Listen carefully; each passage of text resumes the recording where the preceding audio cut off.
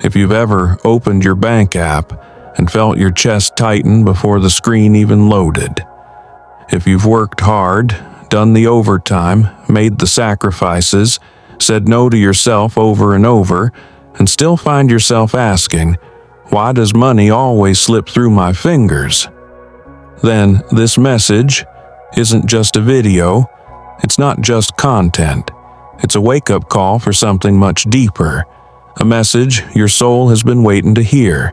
Because what if the struggle wasn't about money at all? What if the real block is something invisible, something inside you that never felt safe to receive? If any part of this already feels true for you, then take a deep breath, and before we go any further, hit subscribe.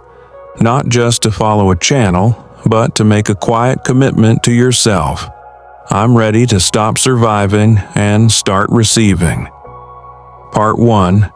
The invisible force behind money struggles. Most people think money problems are about budgeting, saving more, or working harder. But the truth is, it's rarely about numbers.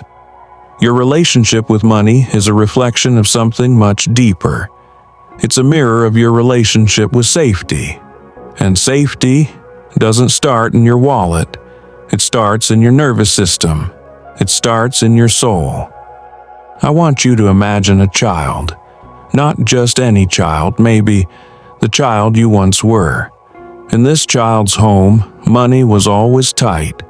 The air carried tension. Every dinner conversation wasn't about dreams. It was about bills, overdue notices, sacrifices. When that child wanted a toy, the answer was always, "We can't afford that." Not because the parents didn't love them, but because they were surviving too. And so, over time, the child stopped asking. The message became clear. Desire is dangerous. Wanting is a luxury. Safety is in silence. And slowly, the child's soul learned a hidden script. It's safer to not expect more. Now, imagine that child grows up, becomes an adult, starts earning, working, trying to build a life. But every time money comes in, it disappears. Unexpected expenses, panic buying, undercharging. It slips through their fingers like water, and they don't know why. But we do, because that child's nervous system was programmed to survive, not to receive, not to hold, not to expand. Survival mode doesn't sound like "I'm broke." It sounds like "I don't deserve too much. If I receive more, someone else will go without. If I become rich, I'll lose friends or love." And here's the truth. Survival mode is not logical. It's emotional. It's ancestral. It lives in the breath, in the bones, in the subconscious. And it keeps you small. It keeps you safe. But it also keeps you stuck. If this story is awakening something in you, pause, take a deep breath, and comment below, "I'm ready to rewrite my money story." Your healing starts when your truth becomes conscious. Part 2. Are you in soul survival mode? Let me ask you something. Have you ever felt a strange sense of guilt when money came easily? Not fear, not surprise, but guilt, as if you didn't truly deserve it, as if ease was suspicious. Do you ever feel more comfortable when you're struggling, like there's something noble about suffering? Like if things get too good, they won't last? And have you ever, without realizing it, sabotaged the very thing you were praying for? There's a woman I once met. She got a $5,000 bonus at work, her first real win after years of effort. And within a week, the money was gone, spent on things she didn't even value. She said, "It just didn't feel real. I had to get rid of it." There's a man who kept saying he was waiting for the right opportunity, but when it finally came, he ghosted the meeting, didn't send the application, didn't follow up. Why? Because part of him believed he'd fail anyway. so better not to try. And there's a healer, a deeply gifted woman who helps everyone around her grow. She gives her energy, her wisdom, her light. But when it comes to asking for money, she freezes, she undercharges, or doesn't charge at all, because she was taught that spiritual people don't talk about money. These aren't just financial behaviors. These are soul patterns, emotional memories written deep in the nervous system, passed down through family, trauma, and unspoken rules. You cannot receive what you do not believe you're safe to hold. Part 3. Shift from survival to receiving mode. Now, here's the shift. The moment everything begins to change. You don't have to suffer to receive. You don't have to earn abundance through exhaustion, sacrifice, or pain. You don't have to prove your worth to be supported by the universe. You just have to feel safe. Because money, like love, like peace, flows where there is trust. And trust can only exist when the nervous system is calm, when the soul is still, when you've stopped bracing for disappointment and started expecting miracles. Guided visualization. Shift into abundance.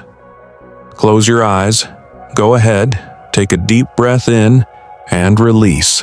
Now, I want you to imagine a version of you. The version that is fully, beautifully at ease with money. Picture them walking through their day. Not rushing, not hustling, not worrying, just moving with peace. This version of you smiles at the sunlight, says yes to beautiful things without guilt, pays bills with gratitude, not fear, receives compliments, opportunities, even money, with openness, with trust.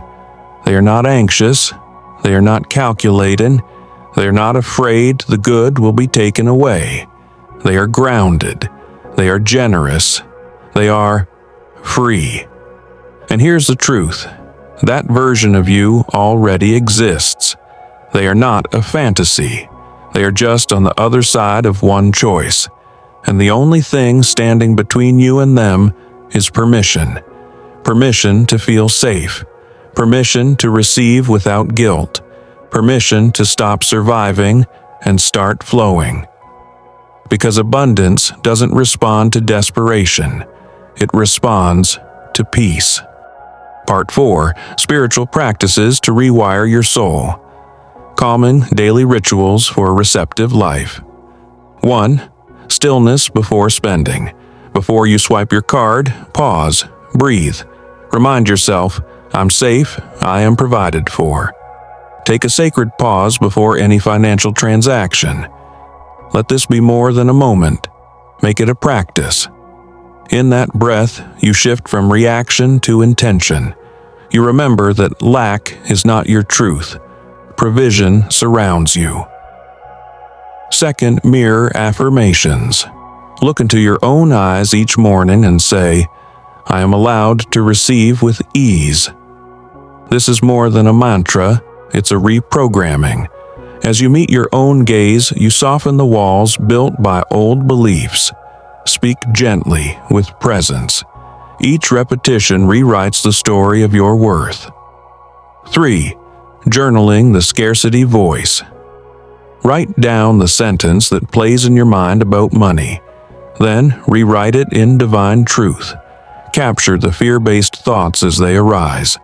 Give them form so they can lose their power. Then ask, what does love say instead? Replace limitation with the voice of abundance. Make this a daily ritual of alchemy.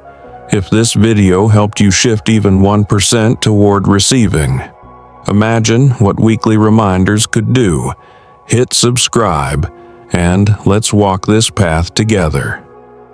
Let this be the first of many moments where you choose softness, safety, and surrender. We're not just changing habits, we're healing generations. If your heart stirred even slightly, don't walk alone. Subscribe and let's root deeper, rise higher, and receive more together. There was once a monk who lived by a river. Every day he prayed for gold. Every night he worried about not having it. He believed abundance lived in a distant future, just beyond reach. Until one quiet morning, something softened. He no longer begged, no longer pleaded. He simply sat, hands open, heart still, and whispered, "I trust." From that day forward, abundance came. Not in the form he expected, not in coins or riches, but in flow. Food appeared when he hungered. Shelter was offered when skies turned. Peace returned to his breath like a long-lost friend. Not because the world outside transformed, but because he did. Because he stopped surviving and started receiving.